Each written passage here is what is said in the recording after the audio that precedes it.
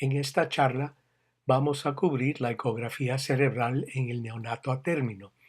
Como vamos a ver, la patofisiología, el tipo y ubicación de las lesiones son diferentes a la que ocurren en el prematuro. El padrón de lesiones que se encuentran comúnmente en el paciente entre las 24 y 34 semanas de gestación se enumeran en la lista a la izquierda de la pantalla y incluyen la hemorragia de matriz germinal, hemorragia parenquimatosa, edema hemorrágica periventricular y la leucomalacia. Finalmente, la hidrocefalia posthemorrágica es una lesión común. Empezando a las 34 a 35 semanas de gestación, el padrón de lesiones cambia. En el neonato a términos encontramos más lesiones isquémicas, como la lesión neuronal selectiva, el status marmoratus, infartos venosos o focales, isquemia hipóxica difusa y la hemorragia parenquimatosa.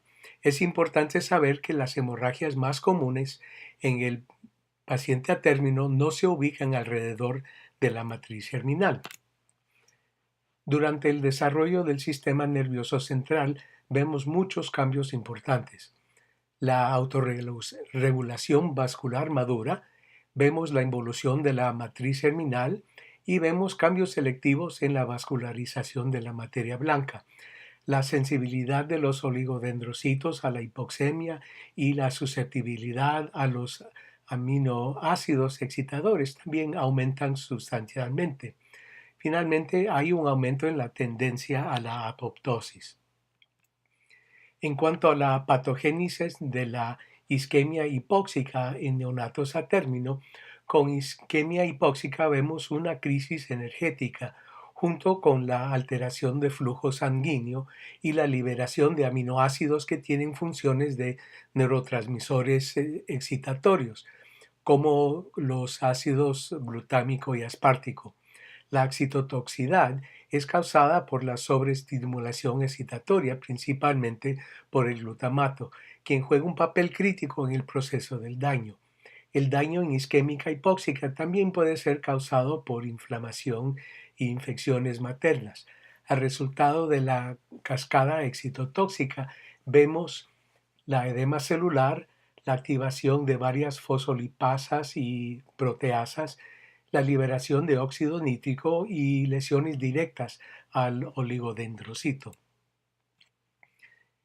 La primera lesión que vamos a discutir será la lesión neuronal selectiva, que se representa en la ecografía como una lesión hiperecogénica.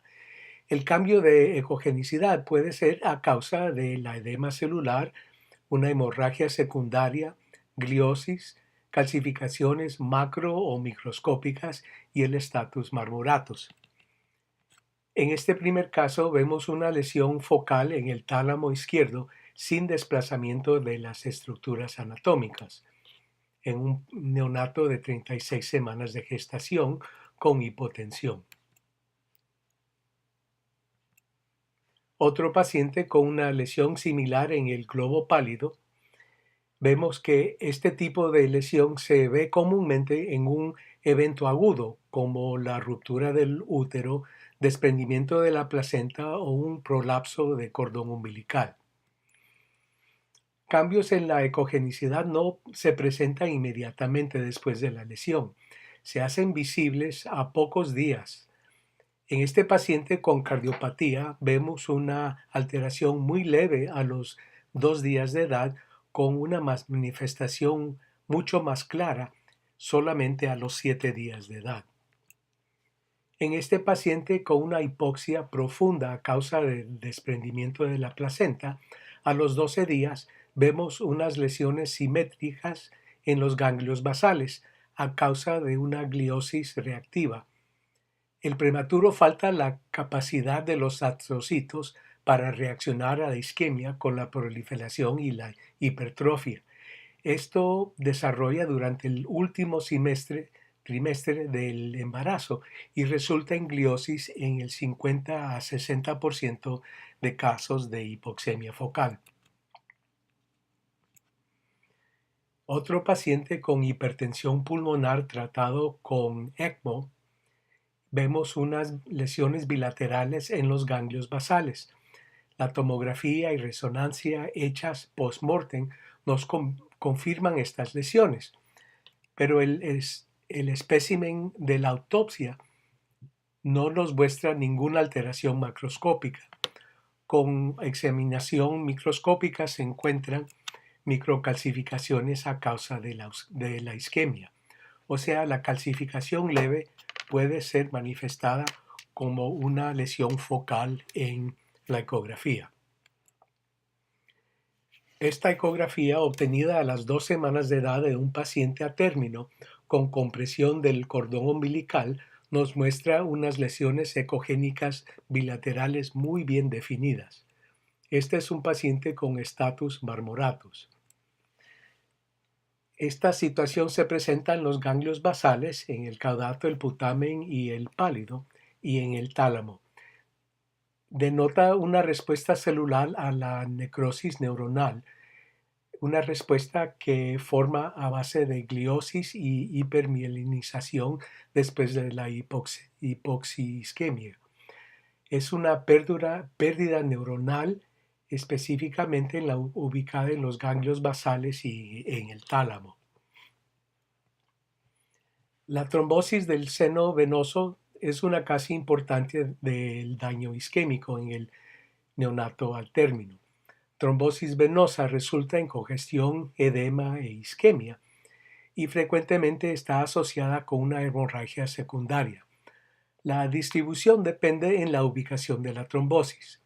Si se ubica en el sistema superficial, la trombosis resulta en lesiones corticales y subcorticales. Con una trombosis del sistema venoso profundo, vemos lesiones periventriculares y en los ganglios basales.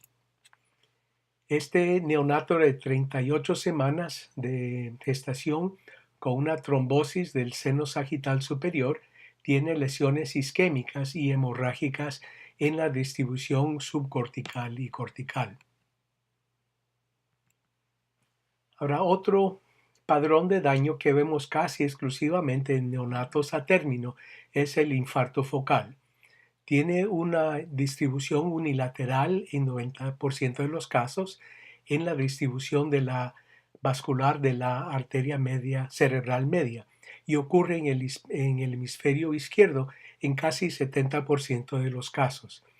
Las etiologías son principalmente la policitemia, trombosis focal, émbolos, vasoespasmo, especialmente con uso de cocaína materna, anomalías vasculares y finalmente la insuficiencia circulatoria generalizada. En las primeras 24 a 48 horas vemos una hiperecogenicidad geográfica difusa en el cerebro con conservación de los rasgos anatómicos. Las pulsaciones vasculares pueden ver disminuidas. Después de los 10 a 10 días empezamos a distinguir un aumento progresivo de ecogenicidad y pérdida de definición anatómica.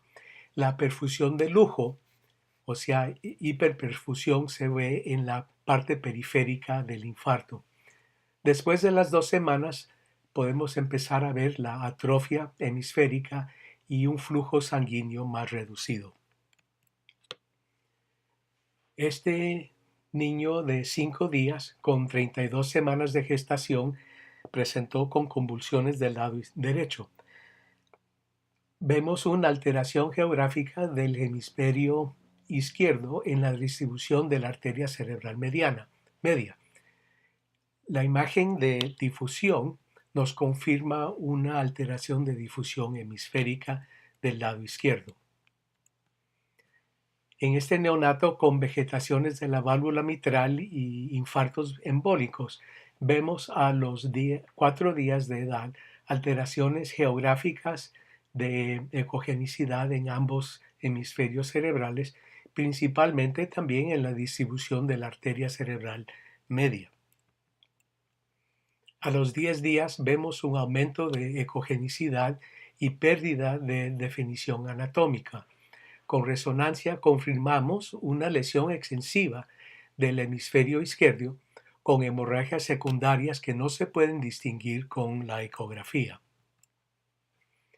Con daño difuso, los hallazgos ecográficos son bilaterales y tan difusos que frecuentemente se interpretan como estudios normales. Vemos un aumento difuso o heterogéneo en la ecogenicidad de la sustancia blanca y la alteración entre la diferenciación de la materia blanca y gris puede ser alterada también. Hay una pérdida de padrón de circunvoluciones y surcos a causa de edema y alteraciones en las fibras subcorticales en forma de U.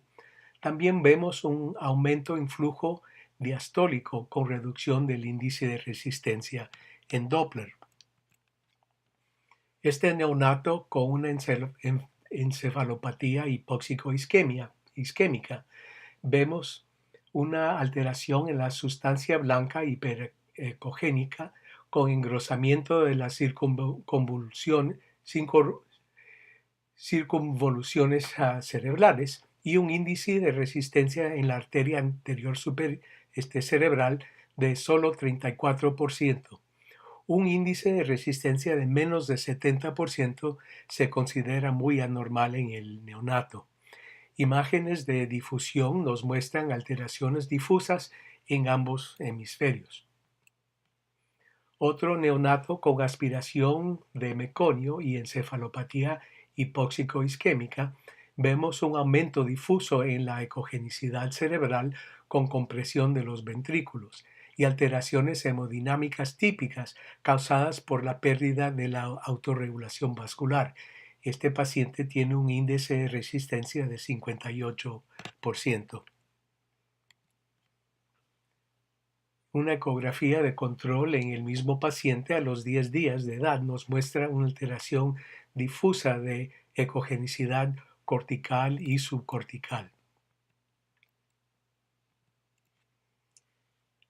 Queda confirmada con una tomografía sin contraste endovenoso en el mismo día. Los doctores Eppelman y Daneman del Hospital Sick Children's en Toronto investigaron la utilidad de ecografía en comparación con resonancia magnética en la encefalopatía hipóxico-isquémica. Encontraron una alta exactitud, sensibilidad y especificidad de la ecografía cuando hicieron un reviso prospectivo con un intervalo de menos de 2 horas entre la resonancia y la ecografía. Al hacer una comparación retrospectiva, la exactitud, sensibilidad y especificidad de la ecografía empeoró bastante. Y este estudio nos muestra que la ecografía enfocada puede ser muy útil en la evaluación de un paciente con encefalopatía hipóxico-isquémica. En esta parte de la charla nos enfocamos en los padrones de hemorragia cerebral en el neonato a término. En comparación con el paciente prematuro, las hemorragias de la matriz germinal son muy incomunes. La distribución y etiología de las hemorragias en pacientes a término son diferentes e incluyen varias causas de coagulopatía como la sepsis, trombocitopenia, una coagulopatía congénita y el uso de anticoagulantes. También la hipertensión, hemorragia secundaria y malformaciones vasculares pueden ser causas de la hemorragia. Aquí vemos la distribución anatómica de la matriz germinal y la edad postmenstrual. La matriz como una estructura persiste hasta las 39 semanas de edad gestacional, pero su tamaño contrae y pierde su importancia como causa de hemorragia en el paciente a término. Aquí vemos en un paciente de 37 semanas con hipoxemia y convulsiones un engrosamiento de la cisterna ambiental derecha y de la tienda del cerebelo. La imagen por abordaje de la fontanela mastoide confirma una hemorragia de la fosa posterior en un padrón totalmente distinto al prematuro. Este es un ejemplo de una hemorragia del tálamo secundaria a una trombosis venosa de las venas basales que drenan los ganglios basales. Hemorragias secundarias también se pueden ver en pacientes con daño isquémico en la ubicación subcortical, como este paciente de 38 semanas de gestación. Ocurren también hemorragias en pacientes con vasculitis causadas por meningitis bacteriana, especialmente en pacientes con infección de Citrobacter. La infección de Citrobacter causa una vasculitis muy importante con causa de leucomalacia isquémica. Hemorragias en el neonato a término también pueden ser causadas por hipertensión aguda, como en este paciente con una coartación de aorta y hipertensión arterial inestable. Aquí presento dos pacientes con hemorragias congénitas a causa de una coagulopatía, a consecuencia de anticuerpos maternos contra plaquetas causadas por lupus materno. Esta es una complicación del lupus materno que puede causar una hemorragia muy importante en el neonato. Pacientes tratados con ECMO tienen alteraciones del sistema de coagulación y están a alto riesgo de hemorragias importantes, especialmente en la fosa posterior. En este paciente, con una cardiopatía congénita tratado con ECMO, vemos el desarrollo de una hemorragia en la fosa posterior desde el día 11 al día 13, con compresión del mesencéfalo y herniación del cerebelo, confirmado con una tomografía urgente. Cuando la sangre no está completamente coagulada, puede tener una ecogenicidad que es muy similar al cerebelo adyacente y por lo tanto difíciles de identificar. Esta es una ecografía en un paciente con 36 semanas de gestación y una cardiopatía congénita tratada con ECMO. Este paciente tiene una hemorragia muy importante que no se puede separar de las estructuras normales. Esta tomografía fue hecha 12 horas antes de la ecografía y nos muestra una hemorragia incompletamente coagulada que no se puede resolver con la ecografía. Quisiera dejarles con unos puntos finales. Es importante reconocer las diferencias entre la fisiología y el desarrollo del paciente prematuro y el paciente al término. Las diferencias entre los patrones ecográficos de lesiones isquémicas y hemorrágicas entre los dos tipos de pacientes y también el diagnóstico diferencial de los hallazgos que no son específicos. Finalmente, hay que reconocer las limitaciones de la ecografía. Muchas gracias por su atención.